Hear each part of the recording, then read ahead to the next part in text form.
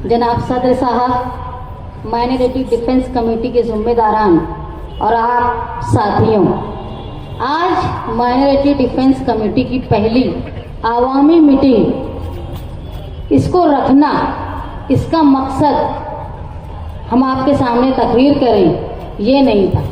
इसका मकसद ये था कि हम लोग मुसलसल जब से नोटिस शहरों में बढ़ रही है, शहर में बढ़ रही है, मुख्तलिफ इलाकों में लोगों की बेचैनी, लोगों की तकलीफ इतनी ज़्यादा है, घबराहट इतनी ज़्यादा है कि इनको कहीं जमा करके उनसे हौसले की बातें करना और हौसले की बातें करके उनको यकीन दिलाना कि अगर एक तकलीफ हमारे शहर पर आई है तो जहाँ कोई मस्खरा ये बोलता होगा कि लोग खुशी से नोटिस कबूल कर रहे हैं और खुशी से एसआईटी के पास जा रहे हैं, हम देखते हैं लोगों की कैफियत। जब लोग आते हैं उनकी परेशानी क्या होती है।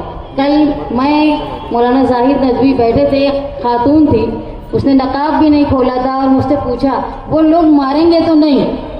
इस कदर का खौफ है, लेकिन मैसेज ऐसा दिया जा रहा है कि लोग कबूल कर रहे हैं और खुशी खुशी लोग जा रहे हैं, ये कतई गलत है। लोगों की तकलीफ को हम महसूस कर रहे हैं, इसलिए आप लोगों को यहाँ जमा करने का मकसद ये था कि आप मुतमईन रहें। हम एक मस्खरे की बात में आकर मालेगांव शहर को अकेला नहीं छोड़ेंगे। हमारे भले ही सियासी तौर पे इख्तिलाफात हैं और हमारे नज़रियात कहीं अलग होंगे, लेकिन जहाँ शहर के ऊपर आफत आएगी, जहाँ शहर के लोगों को बिला वजह फंसाया जाएगा, वहाँ हमारे सियासी इख्तिलाफात, हमारी सियासी राय, हमारे नज़रियात अलग रखकर हम सबसे पहले मालेगांव शहर के शहरी होने का हक अदा करेंगे।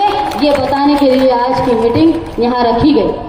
ये भी एक मकसद था कि जिस तरह एनआरसी हिंदुस्तान में लाई गई तो पूरे हिंदुस्तान में लोगों ने उस बात की मुखालफत की और ये कहा कि हम कागज़ नहीं बताएंगे। इसलिए नहीं कहा था कि हमारे पास कागज़ नहीं थे, हम ये बताना चाहते थे कि हुकूमत की ऐसी पॉलिसी जो सिर्फ परेशान करने के लिए, हिंदुस्तान की अक़लियत को परेशान करने के लिए बनाई गई है, हम उसकी मुखालफत कर रहे हैं। और आज ये मीटिंग का मकसद यही है कि अगर हुकूमत महाराष्ट्र की तरफ से एसआईटी बनाई गई और वो हमारे ऊपर कागज़ का दबाव डाल रही है, तो जहां हम एक वक्त कहा करते थे कि हम कागज़ नहीं बताएंगे, आज हम इतने मजबूर हो गए हैं कि हम कागज़ लेकर उनके दरवाजे पर खड़े। तो कहीं ना कहीं मैं ये मानती हूँ कि जिस तरह सिर्फ मालेगांव ही नहीं, महाराष्ट्र के मुख्तलिफ शहरों में 7 से ज़ायद FIR दर्ज हुई है, वो कहीं ना कहीं जो एनआरसी की शुरुआत का एक माहौल बनाया जा रहा है, जहां हम ये बोलते थे कि हम कागज़ नहीं बताएंगे, उस चीज़ को ख़त्म करने का एक तजुर्बा गाह मालेगांव बना। आप ये समझ लो कि 4000 लोगों में अगर नोटिस तकसीम होगी तो वो सिर्फ 4000 लोग नहीं हैं जिनका आप डेटा वहाँ दे रहे हो। एक औरत अगर है, वो अगर अपने पेपर्स लेकर जाती है तो अपने शौहर का पेपर लेकर जा रही है, अपने वालिद का पेपर लेकर जा रही है, अपने भाई का लेकर जा रही है, दादी दादा और ससुराल वालों का लेकर जा रही है। तो सिर्फ 4000 नोटिस नहीं है, ये एसआईटी वो डेटा जमा कर रही है जो तकरीबन एक नोटिस के साथ 5 से 6 लोगों का डेटा जमा होता है। और हम हमेशा से 2014 से जब से बीजेपी हुकूमत हिंदुस्तान में आई है, हम उसके किरदार के ताल्लुक से मशकूक हैं, क्योंकि अगर वो कोई एजेंसी बनाती है जांच की तो उसकी नीयत जो होती है वो जांच करने की नहीं होती, उसकी नीयत होती है कि अक़लियत को परेशान किया जाए, फंसाने के लिए वो एजेंसीज बनाती है। इसलिए अगर मालेगांव शहर में सिर्फ 4000 नोटिस का मामला नहीं है, उसके साथ मैं यकीन जानो, आप जो लोग पेपर देख रहे हैं उनसे समझो कि एक डॉक्यूमेंट के साथ, एक नोटिस के साथ हम 5 से 7 लोगों का डेटा दे रहे हैं। ये डेटे का इस्तेमाल वो क्या करेंगे, ये हमारे लिए सोचने की बात। आज जब हम कागज़ वहाँ दे रहे हैं तो हमको किसी तरह की वो रिसीव्ड कॉपी नहीं दे रहे, ना वो हमको कोई क्लियरेंस दे रहे हैं, वो जांच कर रहे हैं, वो रिपोर्ट बना के हुकूमत के सामने पेश करेंगे। जब तक हमको ये बात का खदशा दिल में लगा रहेगा कि हमारे कागजात को उन्होंने सही पाया है कि नहीं पाया, तो यकीन रखो कि मालेगांव शहर एक तजुर्बा गाह बन गया। काबूलियत को परेशान करने का। और उसकी वजह है जो पार्लियामेंट के टाइम में हमारे यहाँ इलेक्शन हुआ और नतीजा बीजेपी के जो सोच थी उसके बिल्कुल खिलाफ रहा। उसके बाद जब असेंबली का इलेक्शन आया तो जहाँ बीजेपी ने अपनी बी टीम भेजी, वहाँ जिस तरह बीजेपी एक तरफ माइनॉरिटी को मुत्तहिद करने के लिए फिरका परस्ती करती है, उसी तरह मेजॉरिटी को परेशान करती है, माइनॉरिटी को परेशान करती है। उसी तरह जो बी टीम है वो एक तरफ से नारे ऐसे लगाती है जिसकी वजह से दोनों में फर्क ज़्यादा पड़े और मालेगांव शहर को ये तजुर्बेकार बनाया गया है।